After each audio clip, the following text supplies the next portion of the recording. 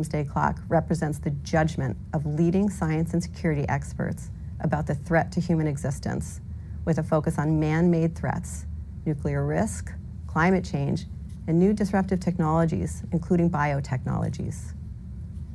We at the Bulletin believe that because humans created these threats, we can reduce them. But doing so is not easy, nor has it ever been. And it requires serious work and global engagement at all levels of society. The doomsday clock was created in 1947 and has become one of the most powerful and most recognized graphic representations. Since its inception, the Bulletin's doomsday clock has been set closer and farther away from midnight. In 2020, we set the clock the closest it has ever been to midnight, at 100 seconds. It has been set as far away as 17 minutes to midnight at the end of the Cold War. The reasoning for why we set the time where we do can be found in our annual statement that accompanies our announcement and is available on our website. Today, the Bulletin of the Atomic Scientists is releasing its 2023 statement, which will be available shortly at thebulletin.org. Following the announcement of the time, we will proceed to hear from experts and world leaders about why we set the time where we did and what we can do about it.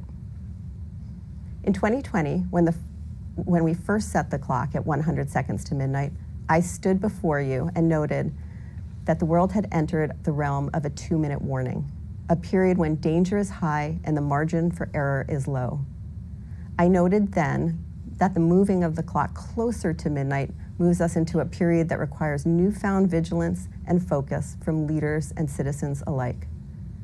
The move from minutes to seconds emphasizes our proximity to midnight. When the Science and Security Board kept the clock at 100 seconds to midnight in January 2022, we called out Ukraine as a potential flashpoint in an increasingly tense international security environment. We noted that without swift and focused action, truly catastrophic events were more likely. And then when the clock stands at 100 seconds to midnight, the moment is both perilous and unsustainable. In February 2022, weeks after our announcement, our fears were borne out when Russia invaded Ukraine. In March of 2022, the Bulletin issued a statement that condemned the illegal and dangerous invasion of Ukraine by Russia and called on all countries to denounce Russia's actions and President Putin's outrageous threats of nuclear use. Russia's thinly veiled threats to use nuclear weapons remind the world that escalation of the conflict by accident, intention, or miscalculation is a terrible risk. The possibilities that the conflict could spin out of anyone's control remains high. As UN Secretary General Antonio Guterres warned this past August, the world has entered a time of nuclear danger not seen since the height of the Cold War. The war's effects also undermine global efforts to combat climate change, as countries dependent on Russian oil and gas have expanded investment in natural gas, and Russia's false accusations that Ukraine planned to use radiological dispersal devices, chemical weapons, and biological weapons take on a new meaning as well. The continuing stream of disinformation about bioweapons laboratories in Ukraine raises concerns that Russia itself may be thinking of deploying such weapons. There is no clear path for forging a just peace that discourages future aggression under the shadow of nuclear threat. The US government, its NATO allies, and Ukraine have multitude of channels for dialogue. We urge leaders to explore all of them to their fullest ability. With this in mind, we are releasing today's statement in English, Russian, and Ukrainian. It is the first time we have done this, and we hope it garners the attention it deserves in the capitals most affected. Joining us to reveal the 2023 time on the Doomsday Clock are Siegfried Hecker, Chair of the Bulletin's Board of Sponsors, Director Emeritus of the Los Alamos National Laboratory, and a Professor of Practice at Texas A&M University and the Middlebury Institute of International Studies at Monterey. Daniel Holtz, Co-Chair of the Science and Security Board, and a professor in the Department of Physics and Astronomy and Astrophysics at the University of Chicago. Sharon Squassoni, co-chair of the Bulletin Science and Security Board, research professor at the Institute for International Science and Technology Policy at the Elliott School of International Affairs at the George Washington University, Mary Robinson, Chair of the Elders and former President of Ireland, Elbegdor Tsakia, Member of the Elders and former Prime Minister and President of Mongolia. Today, the members of the Science and Security Board moved the hands of the doomsday clock forward, largely, though not exclusively, because of the mounting dangers in the war in Ukraine. We moved the clock forward the closest it has ever been to midnight. It is now 90 seconds to midnight.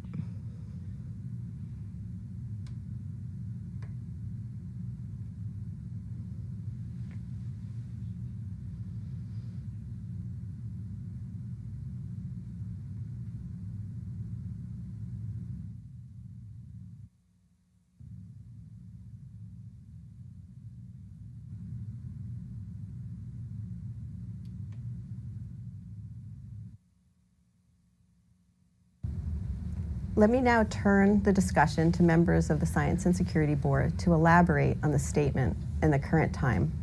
I'm pleased to welcome members of the Science and Security Board, Steve Fetter, the Associate Provost, Dean of the Graduate School, and Professor of Public Policy at the University of Maryland.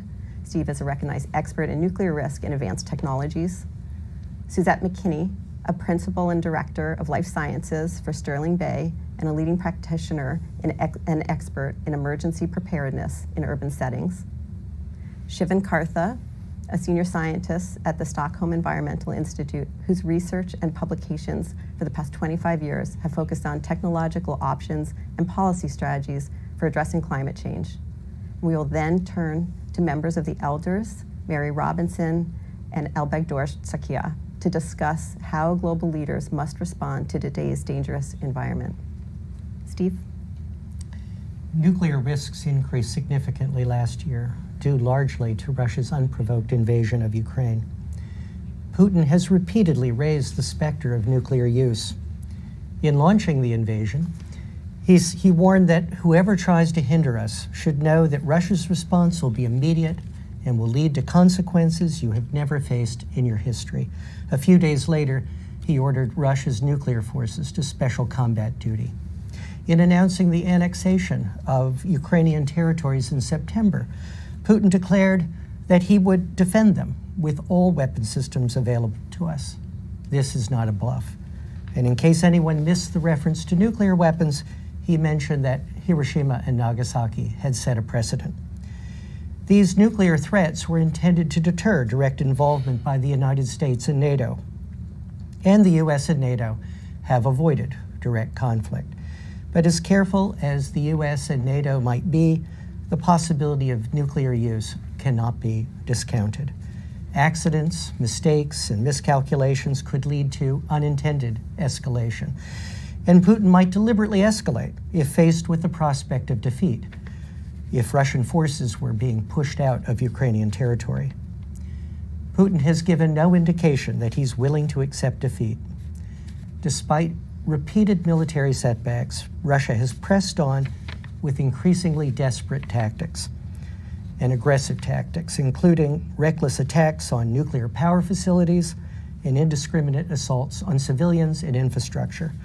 Although a nuclear attack would serve no military purpose and would make Russia a pariah, an international pariah, and turn Russia and India against Russia, he might make desperate moves if no other options are available that he regards as acceptable. But even if nuclear use is avoided in Ukraine, the war has challenged the nuclear order, the system of agreements and understandings that have been constructed over 6 decades to limit the dangers of nuclear weapons. Russia refuses even to discuss a resumption of inspections under the New START Treaty.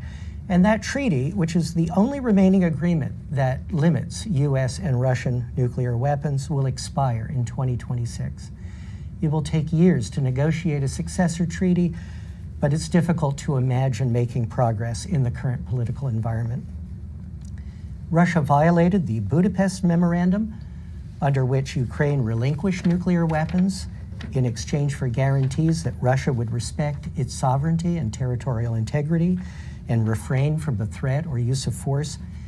If Russia prevails in Ukraine, other non-nuclear countries may conclude that they can't be defended from attack against nuclear-armed adversaries, and that could undermine the non-proliferation regime and fuel a new round of proliferation. The impact of disruptive technologies is on full display in the war in Ukraine, from high-tech US weapons to simple but destructive Iranian drones. The expansion of commercial imaging satellites has provided Ukraine with valuable information on Russian troop movements. Russia has increased its control of the press in efforts to spread disinformation, but virtual private networks and Starlink satellites have kept some Russians and Ukrainians connected to the uncensored internet. Although Starlink successfully resisted repeated Russian cyber attacks, this prompted threats by Russia to destroy the satellites, a threat made credible by tests of anti-satellite weapons by Russia. Looking beyond Russia, we see other reasons for concern. Efforts to resurrect the Joint Comprehensive Plan of Action are stalled, and Iran continues to increase enrichment levels in its stockpiles of enriched uranium. Efforts to constrain the North Korean nuclear threat are moribund. North Korea fired more missiles last year than in any previous year, including a next-generation ICBM and a flight test over Japan. And many are anticipating a resumption of nuclear testing. The Chinese nuclear arsenal is rapidly expanding, with more than 300 missile silos under construction. Some believe that China is developing a force comparable to that of the United States and Russia, perhaps to deter the U.S. from aiding in the defense of Taiwan. The United States, Russia, and China are all developing large-scale programs to modernize their nuclear forces and are developing hypersonic weapons, setting the stage for a three-way arms race. And India and Pakistan continue to expand and modernize their nuclear arsenals. Thus, from almost every perspective, the risk of nuclear catastrophe is higher today than last year. Thank you, Steve. Suzette? Good morning. I'm honored to be with you today to speak with you about the state of biological threats as seen by our expert members and the considerations with respect to biological threats that contributed to the movement of the doomsday clock to 90 seconds to midnight. We should all continue to be aware that the threat that biological agents pose to American society as well as the international community. The existing biological threats landscape makes clear that the international community needs to improve its ability to prevent disease outbreaks, to detect them quickly when they occur, and to respond effectively to limit their scope. Nearly 3 years after the onset of the COVID-19 pandemic, the world continues to experience the fallout from this disease with no clear end in sight, despite hundreds of millions of dollars that have been spent globally to combat the devastating effects of this disease. Events like COVID-19 can no longer be considered rare, once-in-a-century occurrences. The total number and diversity of infectious disease outbreaks has increased significantly over the last 40 years, with more than half caused by zoonotic diseases. That is, disease originating in animals and transmitted to humans.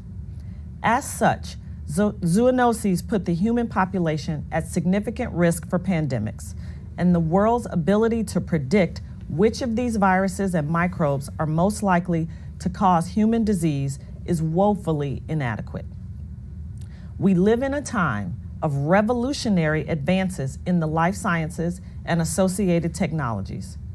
Researchers can engineer living things to acquire new traits with increasing ease and reliability, especially viruses that can be synthesized de novo in the laboratory.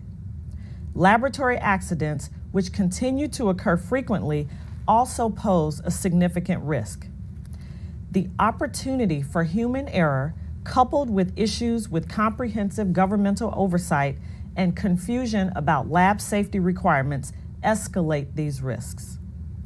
Oversight regimes, strategies for risk assessment and risk mitigation, and the establishment of agreed-upon norms for scientific pursuit lag further and further behind as biological science and technology advance faster and faster. On the international front, Russia, North Korea, and Iran all continue to maintain biological weapons programs or the ability to research and develop biological weapons for offensive use. The risk that Russia will deploy biological weapons against Ukraine continues to escalate as conditions there become more and more chaotic. This is undoubtedly an existential threat to humanity. No matter the potential source, whether natural, accidental, or intentional, there are steps that national leaders can take to reduce catastrophic biological risks. Every country must make greater investments in public health. Every country should eliminate biological weapons and dismantle programs producing them. And all countries can vastly improve the world's ability to identify outbreaks before they become epidemics and pandemics if they invest in disease surveillance systems, share data, analytics, and intelligence on biological events, and develop the ability to identify and attribute biological events quickly. Disease knows no boundaries. Debilitating illness, widespread death, and disease-induced disaster can be avoided if countries around the world cooperate on global health emergency strategies and make investments in science, technology, research, and development in the biosecurity sector. Thank you. Shivan? Thank you, Rachel. Dealing with climate change calls for faith in the notion of global cooperation and in those institutions of multilateral governance that are meant to bring countries together. The invasion of Ukraine, as any war does, has opened up a geopolitical fissure, weakening the global will to cooperate and undermining confidence in the durability or even the feasibility of the broad-based multilateral cooperation that climate change demands. Russia is only second to the United States in global production of both oil and gas. Consequently, the invasion of Ukraine has sparked a rush to establish independence from Russian energy supplies, particularly in the European Union. From the standpoint of climate change, this has contributed to two countervailing dynamics. First, the elevated energy prices have spurred investment in renewables and motivated countries to put policies in place to support renewables. The International Energy Agency now projects that wind and solar energy will approach 20% of global power generation 5 years from now, with China installing nearly half of that new renewable capacity. At the same time, however, high natural gas prices have driven a frenzied push to develop new natural gas supplies, spurring investment in new gas production and export infrastructure in the United States, the EU, Africa, and elsewhere, largely financed by major oil and gas transnationals and investment firms. This private capital continues to flow into developing new fossil fuel resources, even while public finance is facing rising pressure to pull out. The high gas prices have also pushed an immediate term shift to coal in power plants, leading this past year to be a record high for global coal consumption.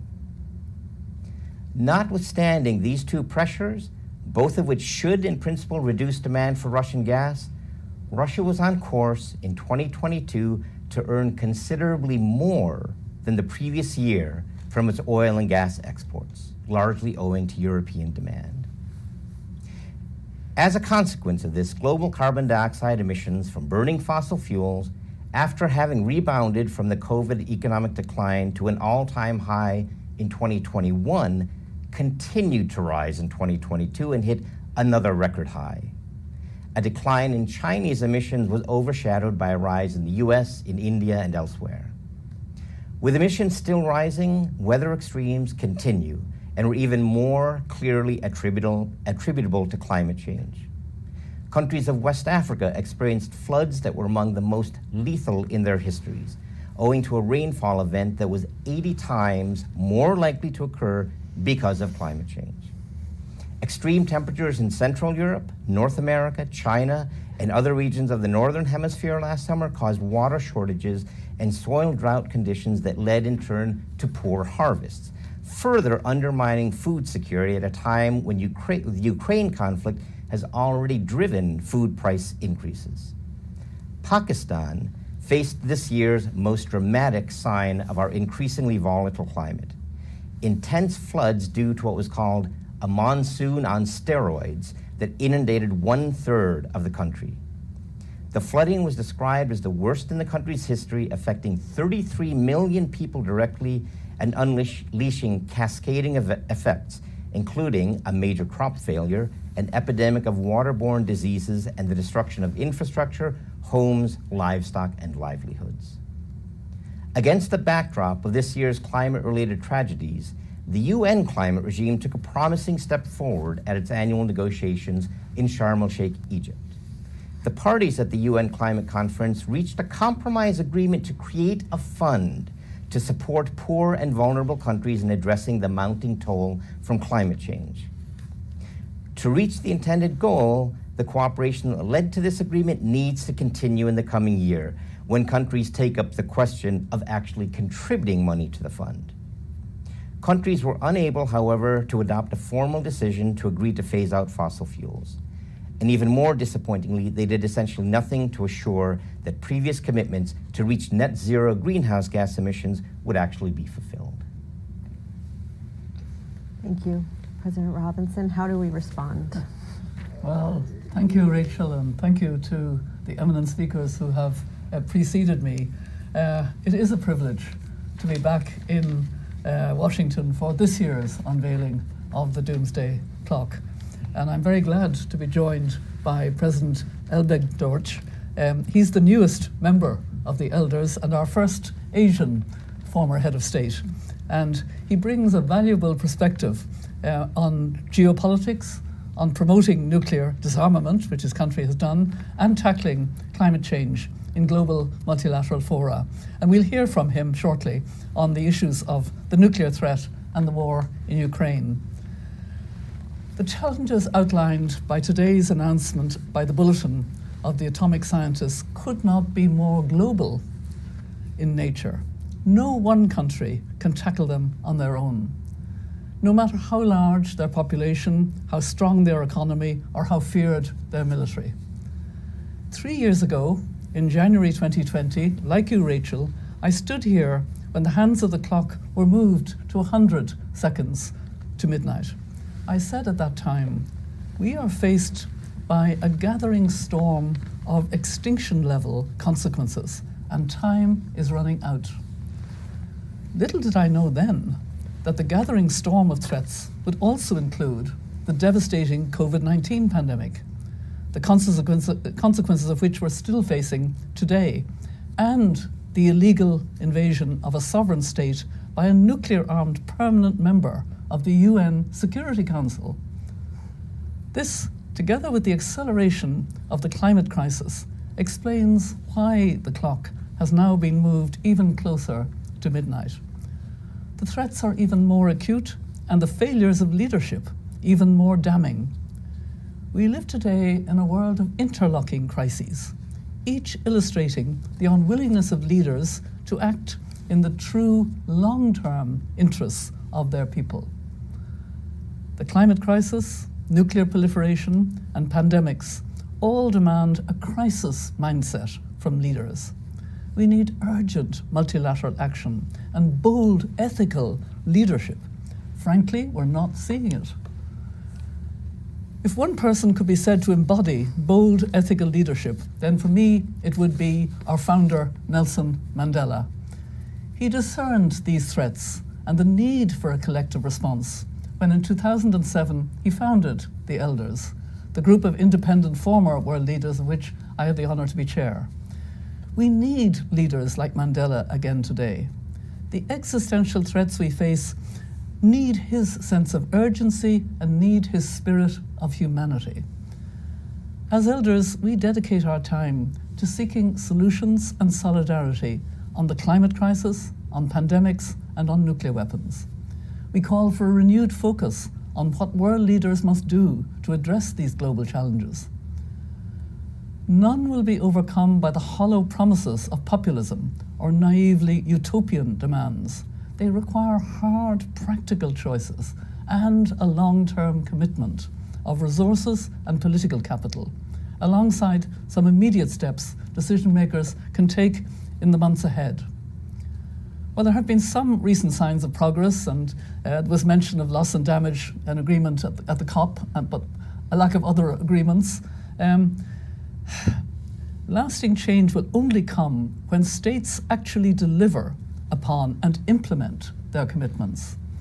The United States and other G7 countries need to be held to their pledge to end all inefficient fossil fuel subsidies by 2025 and lead the world in accelerating the transition to net zero.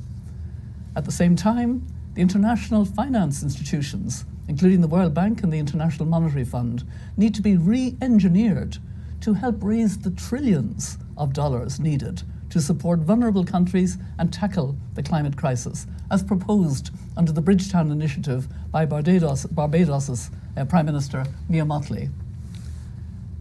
Equity and solidarity must also be the hallmarks of the world's continuing response to COVID-19 and efforts to prevent and prepare for future pandemics.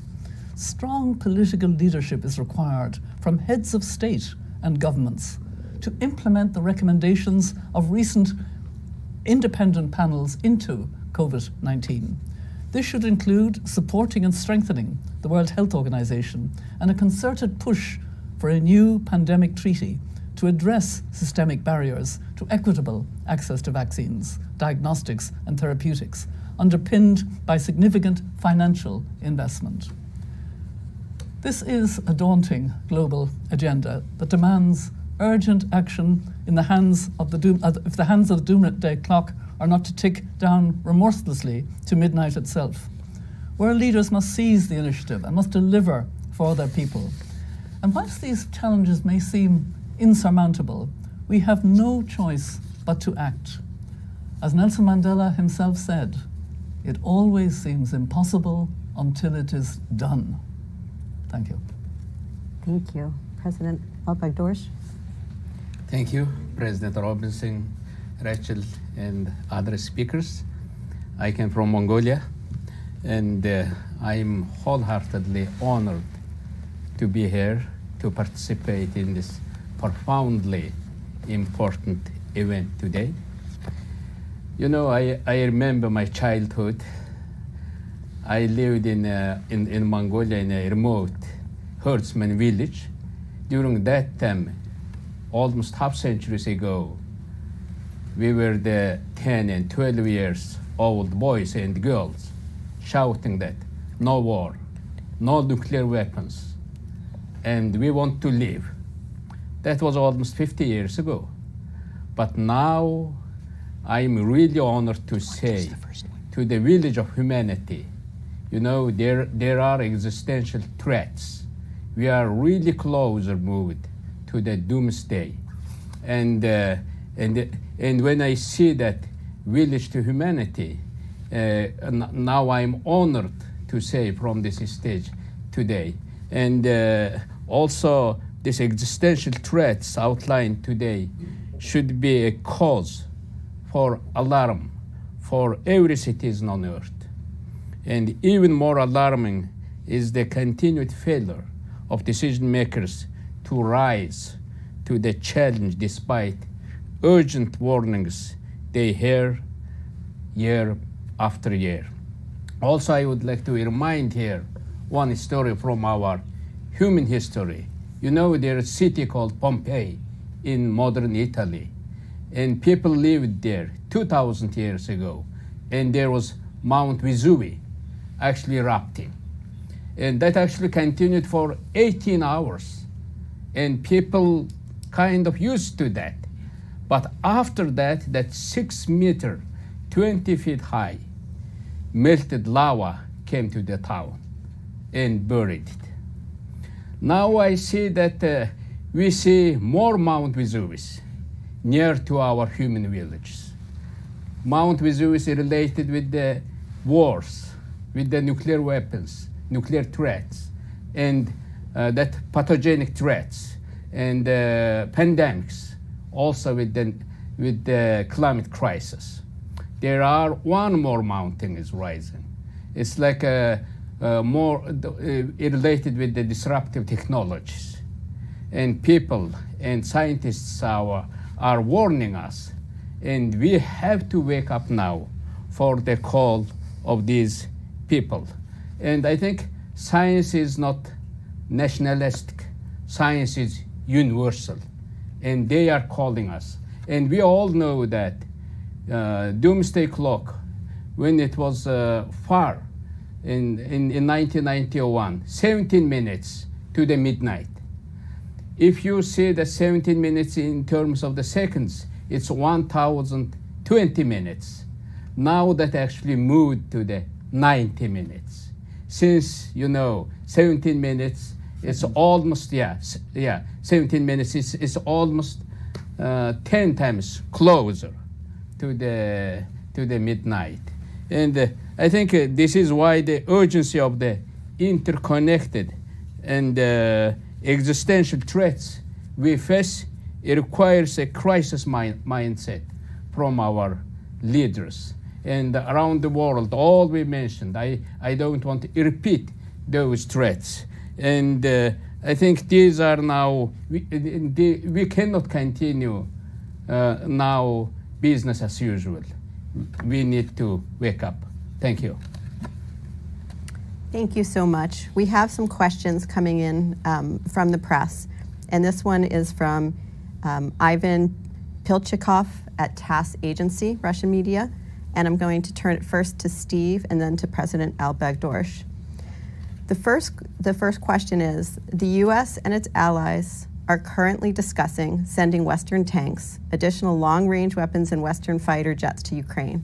How, in your opinion, this is for Steve, how, in your opinion, does it affect the prospects for resuming of the U.S.-Russian strategic dialogue on arms control, and does it increase the risk of nuclear conflict? Before you answer, I'm going to then turn it over to President Al-Baghdorsh, who has engaged directly with President Putin when he was serving as president in Mongolia, sitting between some pretty powerful neighbors. So first, Steve, if you could take that first question, and then I'll pass it over to President Al-Baghdorsh for some thoughts. The U.S. and Russia have a strong shared interest in avoiding nuclear war and in minimizing nuclear risks, and we should be able to pursue this shared interest despite the war in Ukraine, just as we did during the darkest days of the Cold War. U.S. military assistance to Ukraine may complicate those efforts, but as I alluded in my remarks, I think is essential for the long-term risks of nuclear war, nuclear proliferation, that Ukraine is able to resist the invasion and repel Russian forces. And so we should do everything we can to support Ukraine in that. President Al-Baghdorsh? I think President Putin attacked Ukraine not because of his reasoning today he's talking about, and he actually attacked Ukraine. My understanding is if free Ukraine succeeds, it might be bad for Russians. And because of that, I think he attacked Ukraine. And from the first day when there was started full invasion of Ukraine, Ukrainian leadership asked for more weapons. I think Ukraine has every right to exist, every right to defend. And that fiery front line in Ukrainian war, not only that front line runs between Russia and Ukraine, I think it runs between autocratic world, between free world. And Ukrainians are not only defending their territory, I think they are defending world security, global quest for freedom. And when Western allies give them more weapons to Ukraine, there seems more succeeding.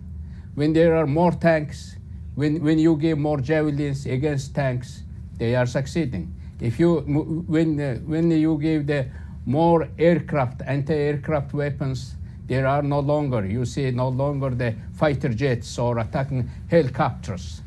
But now that entrenched, aggressor, in order to fight with them, I think they need more tanks. And from the start of the Ukrainian war in Ukraine, now there are triple number, 333 days, exactly today. 333 days. They are defending their country and defending world security and freedom. I think they need more tanks. That fatally wounded Ukraine has no time to wait. When there is rape happening, when there is healings happening, when there is coming to their country more destruction, they have no time to wait. I think they need more support, more weapons, more tanks. Thank you. The second question is from Seth Borenstein that I'm going to take the answer to, and then I'm going to pass it over to President Robinson. The second question from Seth Borenstein at the Associated Press. You've been saying for decades we are mere minutes from doomsday, yet here we are, still going. What is different this time, and what should the public believe is different? The point of the clock is to assess where humanity is, whether we're safer or at greater risk. And as we move the clock closer to midnight, we are sending a message that the situation is becoming more urgent.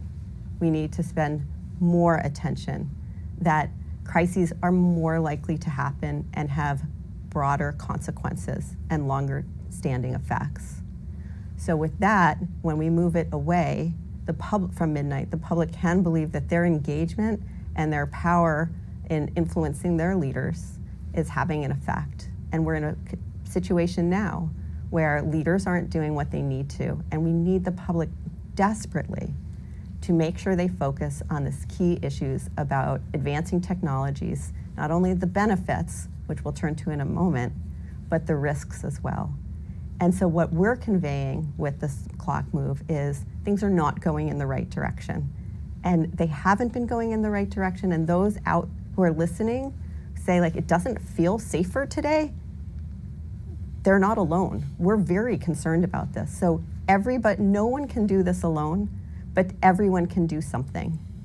And with that, we hope that the moving of the clock, as we assess where the threats are, is a motivator that we all need to pay attention to these key issues. So with that, I'd like to turn it to President Robinson about what world leaders can do and whether you see this moment as more urgent as we do when we set the clock. Very much so, Rachel. The Bulletin of Atomic Sciences has done its job. It's provided us with the evidence-based reason why we are now 90 seconds from midnight, the closest the doomsday clock has ever been to midnight. Wake up, leaders. And that's the call. And that's why the elders are urging a crisis mind to deal with the multiple crises, the nuclear crisis, the climate and biodiversity crisis, the pandemic crisis. And we actually know what to do in each of those. And these are global solutions that are needed. We need longer-term vision on the part of leaders. We need to, to find a way to really understand that we're talking about humanity. In many ways, these years leading up to 2030, from a climate and biodiversity perspective, are probably the most important years in human history. Because either we will do what the scientists are telling us to do, or we will condemn future generations to a terrible world. I mean, it's unbelievable that we would do that. During COVID, we listened to medical experts. Countries knew that unless they listened to the I can't even pronounce the word, never mind, listened to the medical experts and had the vaccines roll out, etc., that we were in real danger. Why can't we listen now just as well to the scientists who are telling us in unequivocal terms how serious it is? Leaders, wake up. This is your responsibility. This is on your watch. Thank you. I'm going to turn the last question to Suzette and Shivan. And this comes in. This is the closest we've ever been to midnight. But are there any bright spots that you want to highlight? Any areas of hope? Let me go to Shivan. I'll go to you first, and then Suzette, you can take us home. One thing that's happened that we can definitely take some heart in is that there has been tremendous expansion in innovation around renewable energy and in deployment and in policies that will support the further expansion of renewable energy. And renewable energy is set to be the largest group of energy sources in the fairly near future, in the next 5 years or so, and that's compared to coal, which has been dominant source of electrical power. So that's definitely something to take heart in. A second thing to take heart in is that, like various other problems, climate change is in some ways a generational problem. There's a generation that's growing up now, a generation that will be our leaders in the future, that is fired up about climate change, so to speak. They're very concerned about it. They're concerned about it as a personal issue. We, our generation, has been talking about climate change as a problem for future generations. This is the future generation that is coming up now and that will see the potential very dire impacts. And so their motivation and their energy and their seriousness about climate change in a way that the former generation hasn't been, as President Robinson was saying, that's something to definitely put some serious hope in. Dr. McKinney? Thank you, Rachel. I would say there are a number of bright spots in areas that give us hope. First and foremost, investment in the life sciences and the will among leading researchers to identify advancements in technology, advancements in the life sciences continues to grow. The COVID-19 pandemic really heightened the need to increase research in these areas and to continue to search for the quest to solve for these very complex public health and medical problems.